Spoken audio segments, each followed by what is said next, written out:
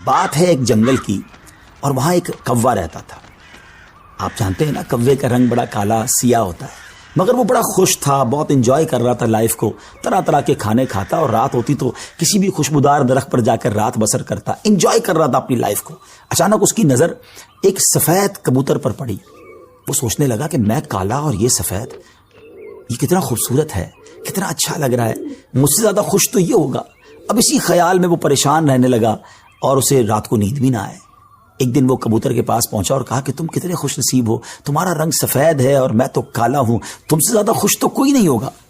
कबूतर ने कहा पहले मैं भी यही समझता था, लेकिन जब मैंने तोते को देखा तो मैं हैरान हो गया कि तोते के तो दो रंग हैं, मेरे पास तो एक ही रंग था। तो तोता ज्यादा खुश नसीब है, वो ज्यादा खुश है, वो ज्यादा लाइफ को एंजॉय कर रहा है। अब कौवा कबूतर को छोड़कर तोते के पास पहुंच गया। कहा तोते तुम तो ज्यादा एंजॉय करते होगे, कितने खुश होगे कि तुम्हारे पास तो दो रंग हैं जिस्म पर, तुम्हारी बॉडी बहुत खूबसूरत लगती होगी। तो तोता कहता है कि पहले तो मैं लाइफ को बड़ा एंजॉय करता था कि वाकई मैं बड़ा रंग बरंगी हूं, मगर जब मैंने मोर को देखा ना तो मोर तो कई सारे रंग लिए हुए है, इतना खूबसूरत है कि उसको देखकर मुझे लगा कि मैं तो कुछ भी नहीं हूं।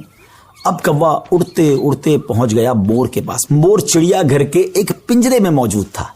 पहले तो वो इंतजार करता रहा क्योंकि बहुत सारे लोग मोर को देखने आए थे। जब सारे लोग देखकर चले गए तो कौवा मोर के पास गया कि ऐ मोर, जरा ये तो बताओ तुम कितने खुश हो, कितने रंग हैं तुम्हारे पास, तुम कितने खूबसूरत हो। मोर कहता है पहले तो मैं यही समझता था कि हाँ मैं बहुत खूबसूरत हूं, मगर फिर मैंने गौर किया कि इसी खूबसूरती की वजह से तो चिड़ियाघर में मैं कैद हो गया हूं। रोजाना हजारों लोग मुझे देखने आते हैं मगर मैं आजाद नहीं हूं। और फिर मैंने बड़ा गौर किया कि वो कौन सा परिंदा है जो चिड़ियाघर में कैद नहीं है। तो मुझे समझ आई कि कौवा ही एक परिंदा ऐसा है जो चिड़ियाघर में कैद नहीं होता, उसको कोई कैद नहीं करता। नाजरीन, कौवे ने जब ये सुना तो उसे एहसास हुआ कि मैं भी अपनी जगह पर वाकई खुश नसीब हूं।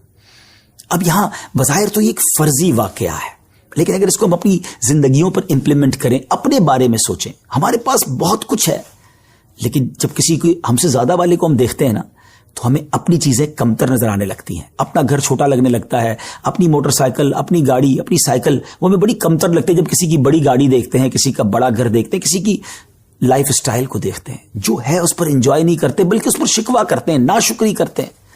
इस तरह जिंदगी नहीं गुजरेगी। अगर आप हमेशा अपने से आगे वालों को देखते रहेंगे तो आप परेशान ही रहेंगे।